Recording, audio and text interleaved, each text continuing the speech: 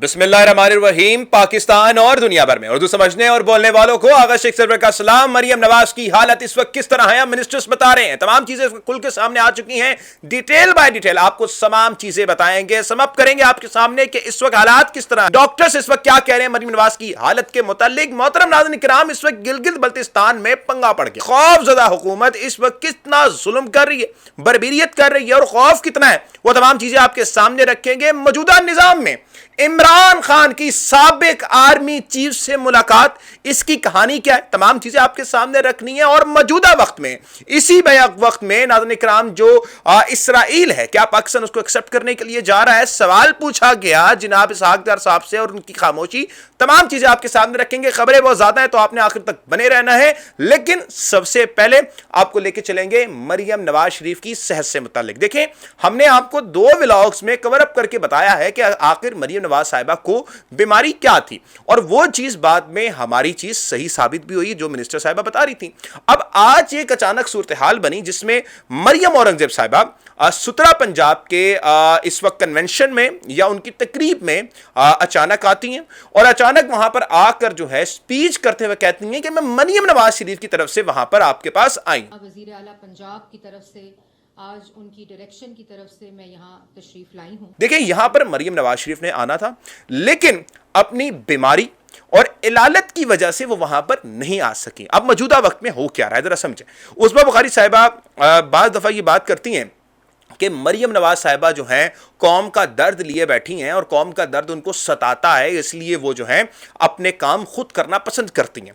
और ये भी बात बास अफसरान कहते हैं कि वो जो घूमना फिरना है बड़ा पसंद करती हैं कि हम कॉन्फ्रेंस में जाएं, मेरे हक के नारे लग रहे हों, क्योंकि सेल्फ ऑब्सेस्ड वो खातून हैं। जिस तरह से उन्होंने पूरे पंजाब में तस्वीरें लगा दी, कब्रिस्तान में तस्वीरें, बाथरूम के अंदर तस्वीरें, हर जगह पर आपको तस्वीरें पता लगती हैं। तो ये एक साइकोलॉजिकल बीमारी है मरियम नवाज साहिबा को, और वो है सेल्फ ऑब्सेस्ड, जिसकी वजह से वो हर जगह पर अपनी तारीफें सुनने के लिए पहुंच जाती हैं।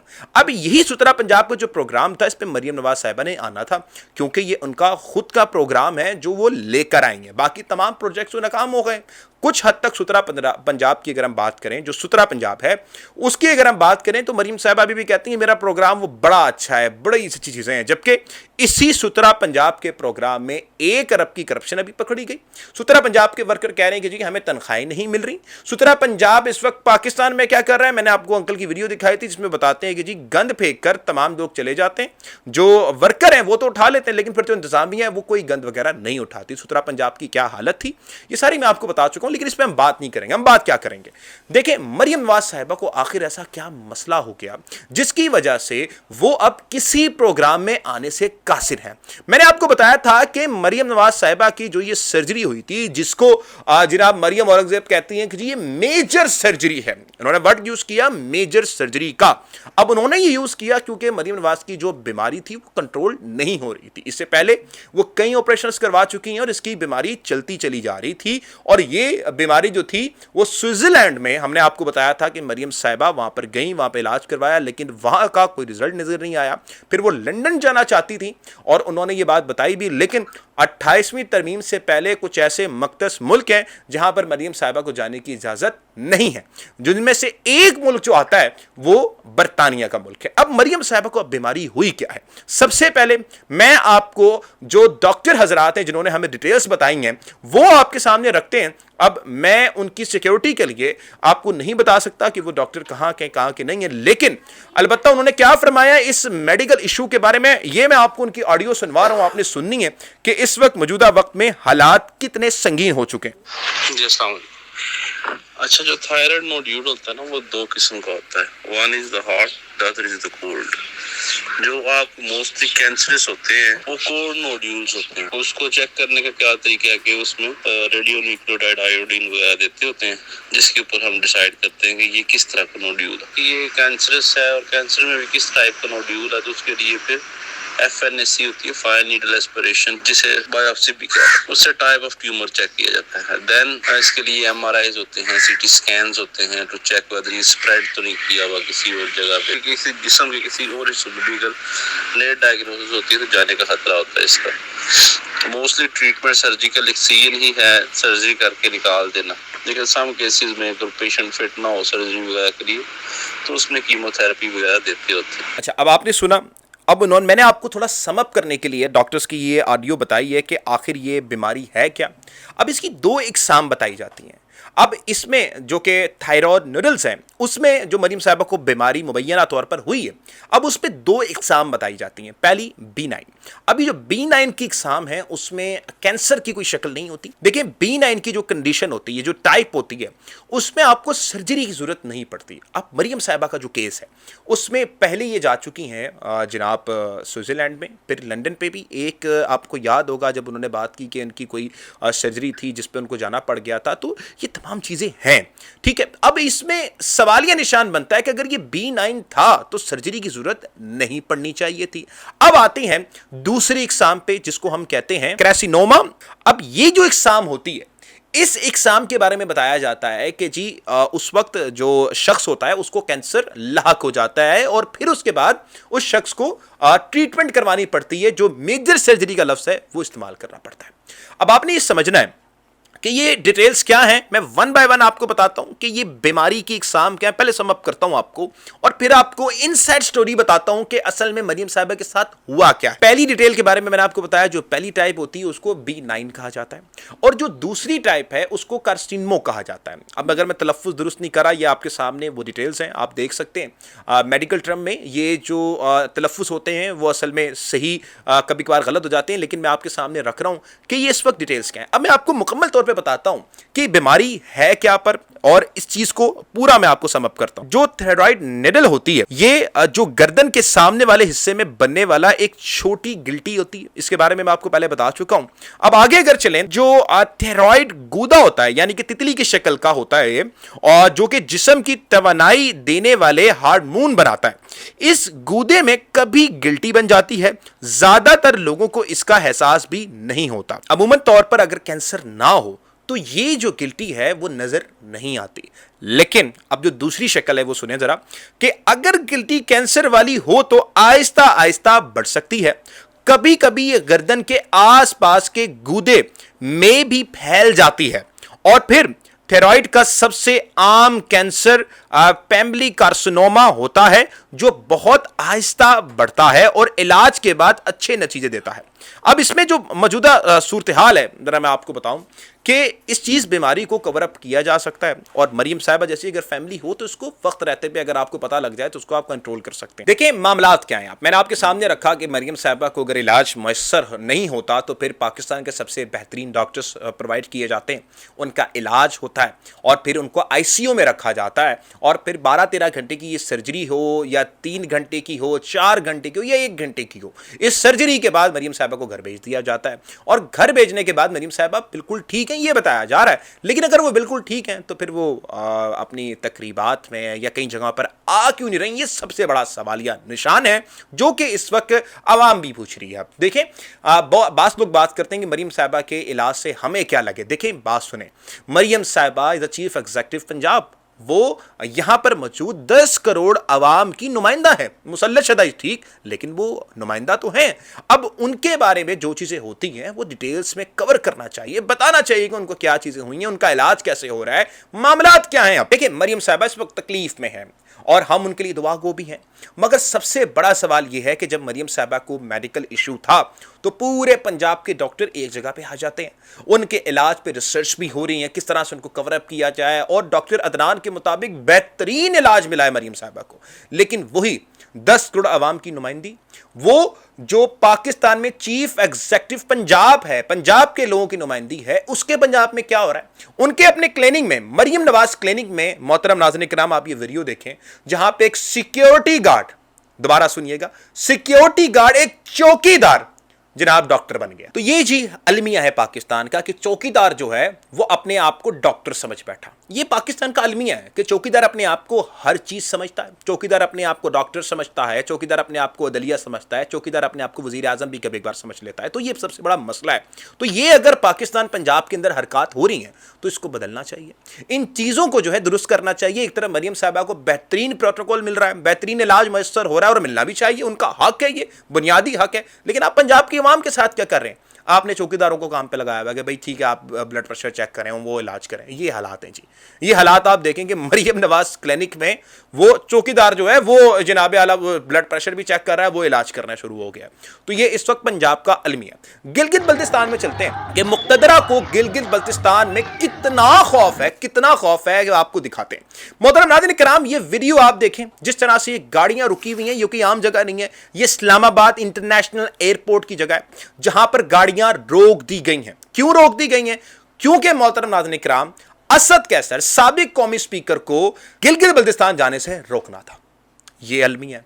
یہ بات کرتے ہیں کہ عمران خان ڈن اینڈ ڈسٹڈ, عمران خان ختم ہو گیا, عمران خان ختم شد. اور بھائی ابھی بھی ڈر تو نہیں ختم ہوا آپ کا. عمران خان کا خوف اتنا بڑھ چکا ہے, اتنا زیادہ ہو چکا ہے کہ ان کو اتنا خوف ہے عمران خان کا, اتنا خوف ہے کہ گلگت کے اندر سے پہلے پی ٹی آئی سے نشان لیا, پھر پی ٹی آئی جس جماعت کے ساتھ ہلاک کرنے گئی اس کا نشان چھین لیا, اور اب پی ٹی آئی کو جب انہوں نے بانٹ دیے, کسی کو چرپائی بانٹ دی ہے, کسی کو ٹوپی بانٹ دی ہے, کسی کو خیمہ بانٹ دیا, پھر بھی ان کو سکون نہیں آیا, اور اب یہ کہہ رہے ہیں کہ جی کوئی نہیں ہم ان کو کمپین بھی نہیں کرنے دیں گے. تو خوف عمرانیہ عشق عمرانیہ سے زیادہ نظر آ رہا ہے. خوف عمرانیہ اتنا زیادہ ہے کہ کہیں پر تو ہم دیکھتے ہیں کہ ایک جگہ پر پاکستان مسلم لیگ کے لوگوں کو اپریشیٹ کرتے ہوئے جہاز پر لینے کے لیے جایا جا رہا ہے. ایک طرف ان کو کمپینس کرنے کی اجازت ہے, لیکن خوف عمرانیہ کی وجہ سے جناب جنید اختر کو گرفتار کیا جاتا ہے, خوف عمرانیہ کی وجہ سے اسد کیسر کو جانے نہیں دیا جاتا ہے. تو یہ خوف عمرانیہ کی کئی اقسام آپ دیکھیں گے. اب اسکردو میں کیا ہوا ہے کہ ہم پوری دنیا میں جو راج کر رہے تھے وہ اپنی مہمان نوازی کی وجہ سے کرتے تھے.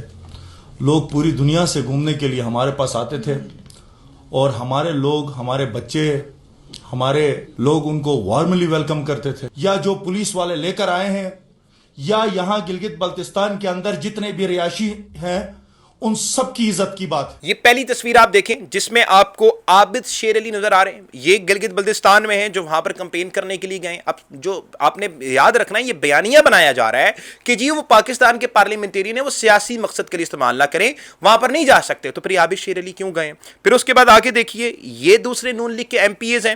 ان کے بارے میں بتایا جا رہا ہے کہ جناب یہ opposition leader Khyber Pakhtunkhwa assembly جناب عبداللہ صاحب سے ملاقات ہو رہی ہے. اب یہ دیکھیں کہ ممبر صوبائی اسمبلی کے پی کے شندانہ جدون وہ بھی وہاں پر اس وقت موجود ہیں. پی ٹی آئی کو روکا جا رہا ہے, پاکستان تحریک انصاف کو الیکشن کمپینز کرنے سے روکا جاتا ہے, لیکن وہیں پر نون لیگ کو پورا کا پورا سیاسی گراؤنڈ دیا جا رہا ہے. اس کی سمپل مثال آپ دیکھ لیں, اوپر چلنے والی ویڈیو اگر آپ دیکھتے ہیں تو اوپر آپ کو دکھ رہا ہوگا پاکستان تحریک انصاف کو کس طرح مارا جا رہا ہے, اسد کیسر کو کس طرح جانے نہیں دیا جا رہا, اور نیچے آپ دیکھ لیں کہ نون لیگ کو کیا پروٹوکول مل رہا ہے. یہ اس وقت ہو رہا ہے الیکشن میں.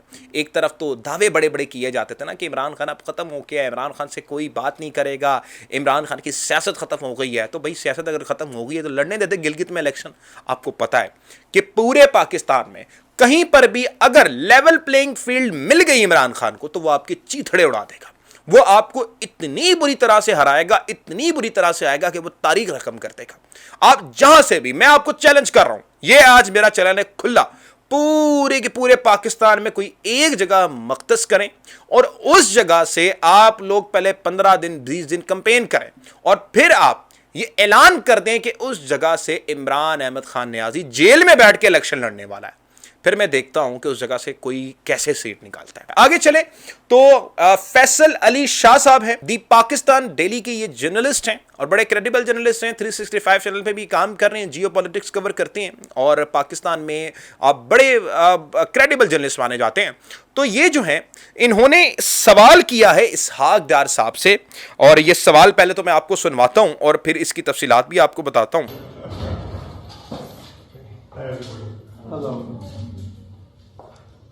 ڈار صاحب کیا پاکستان اسرائیل کو تسلیم کرے؟ ڈار صاحب کیا پاکستان اسرائیل کو تسلیم کرے؟